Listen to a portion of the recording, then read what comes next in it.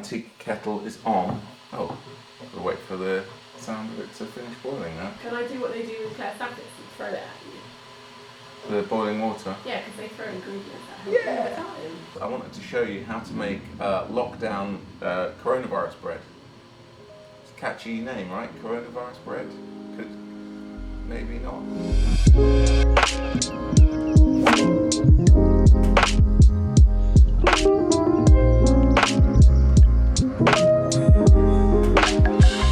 I've got a method here for making a kind of, I think it's called, is it a cob?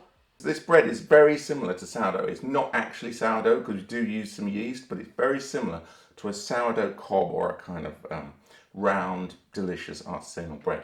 And it's dead easy and doesn't require kneading, doesn't require fancy yeast proving or any of that jazz. It's absolutely dead simple. And the difference mostly is that you bake it in the oven using something like this. This is a Le Creuset thing. It's actually kind of knackered, this thing. It's been kind of ruined.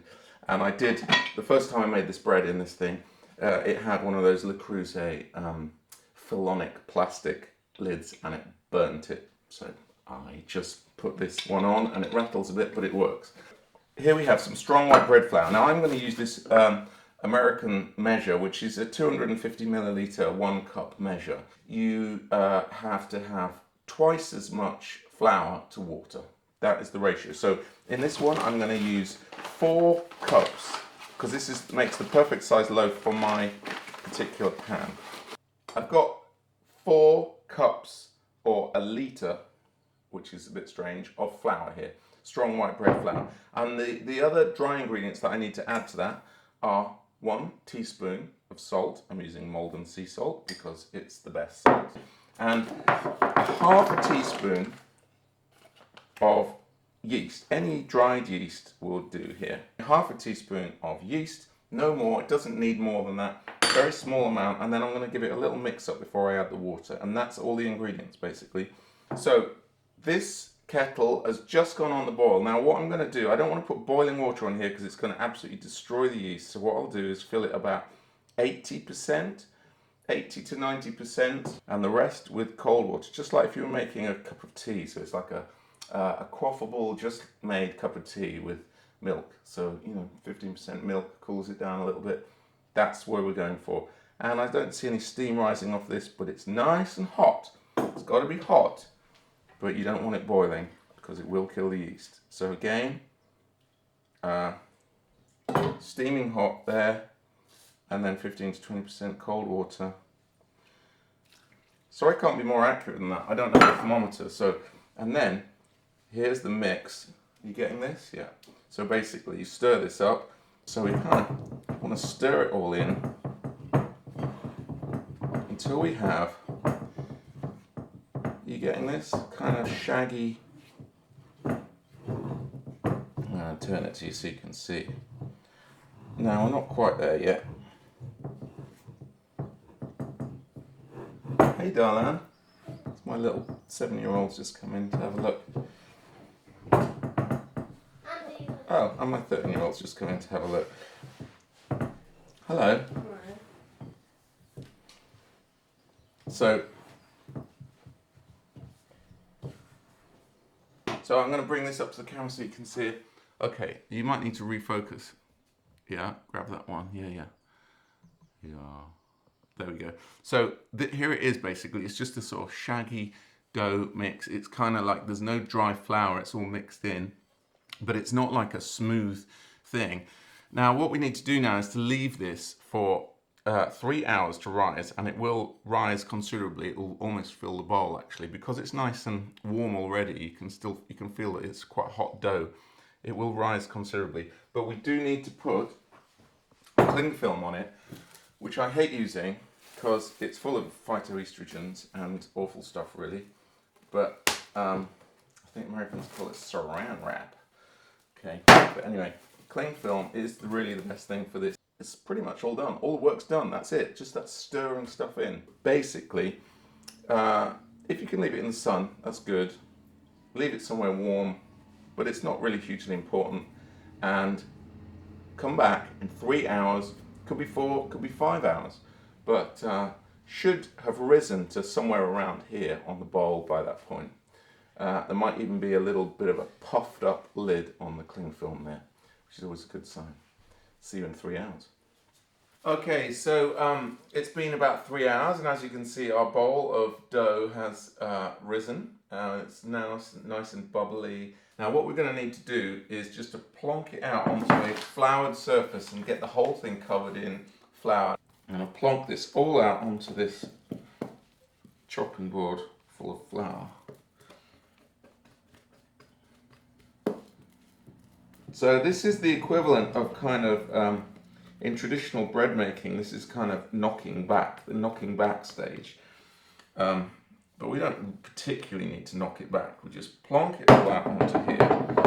And now, the way you do this is just rolling it around, just kind of getting all of the sticky surfaces covered in flour. You see that? So basically it's quite manageable now. There we go. So all covered in flour. Now it doesn't matter if that's sort of like folded out there, it's kind of got a few creases in it. And then what we do is get another bowl and some parchment paper, which is perfect for this job. Now we're going to cook it in this parchment paper. So just a nice big square of parchment paper, and we'll plonk it in there. So it's in this bowl. That's how it's going to cook. We're going to leave this to rise for half an hour whilst we get our pan, put it in the oven to 230 degrees Celsius. Okay, so the oven's at 230, it's set to 230, the pan's gone in. We need to get the pan really, really hot, fully up to temperature. So I'm just going to cover this with a wet cloth for another 20 minutes or so while the oven gets up to temperature. The oven has warmed up to 230 degrees. I'm just going to get the pan out. Close the door. Okay, so here's the pan, super hot, so use oven gloves. And so I'm going to take this out here, hold it by all 4 corners, and I'm just going to put it in straight into the pan in the paper. Okay, I'm going to put the lid back on and straight back in the oven for half an hour. And this is where the magic happens. And the reason why we have it in this pan with the lid is because it's already hot and it creates a lot of steam, and the steam gets trapped in it, and then that gets incorporated into the bread. In fancy bakers, they actually have ovens which produce steam, and this basically replicates that whole thing. Back in half an hour. So here we are, moment of truth. Ooh, quite good. Quite good. Exciting. So we don't need a lid anymore, because we are going to pop it back in, but without the lid this time. So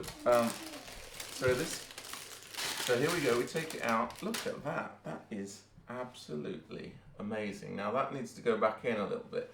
I'm going to come closer so you can see.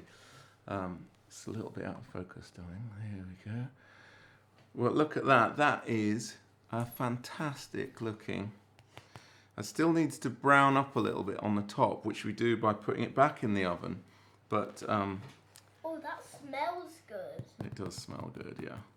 So that is such a simple, easy way of making an amazing looking loaf. So anyway, we're going to pop it back in now. Just pop it in like that, and we pop it back in the oven for, who knows, could be like, I'm going to put it in for 10. Shh. I'm going to put it in for 10 minutes and check it after 10 minutes. Maybe it might need 15 or 20 minutes, depends.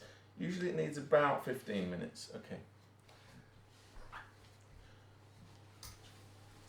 Okay, so still at 230 degrees. Pop it in without the parchment paper, without the lid. And it doesn't stick to the parchment paper, it doesn't stick to the pan because it's not been touching the pan. And yeah, that's it. That's it. It's so easy. I just can't believe how simple it is. Yeah, in 10 minutes we will see you'll have an absolutely superb loaf. Darling, this is my son, Darling. Hi. Whoa! Oh, there we go. I think that's done. It's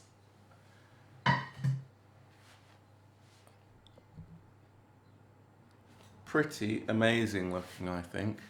Super happy with it.